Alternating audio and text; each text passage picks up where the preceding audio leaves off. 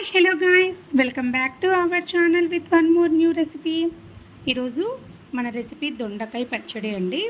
అందుకోసం నేను ఇక్కడ దొండకాయల్ని నీట్గా వాష్ చేసుకొని కట్ చేసుకొని రెడీగా పెట్టుకున్నాను.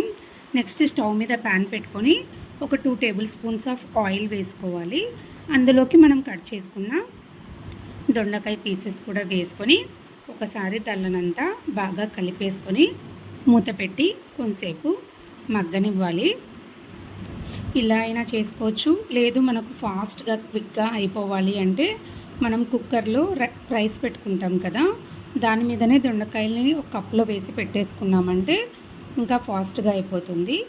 నెక్స్ట్ ఇందులోకి నేను పచ్చిమిర్చి, ఆనియన్ యాడ్ చేసుకుంటున్నాను. ఇవి ఫాస్ట్గా మగ్గడం కోసము కాస్త సాల్ట్ కూడా వేస్తున్నాను. ఇవన్నీ ఒకసారి బాగా కలుపుకొని మళ్ళీ మూత పెట్టేసుకుంటున్నాను. మనం రొటీన్గా ఎప్పుడు దొండకాయ ఫ్రై, దొండకాయ తాలింపే కదా చేసుకునేది. ఇలా ఒక్కసారి పచ్చడి కూడా ట్రై చేయండి, చాలా టేస్టీగా ఉంటుంది. ఇప్పుడు నేను ఇందులోకి టమాటాస్ని కూడా యాడ్ చేశాను. ఇవి కూడా బాగా మగ్గాలి.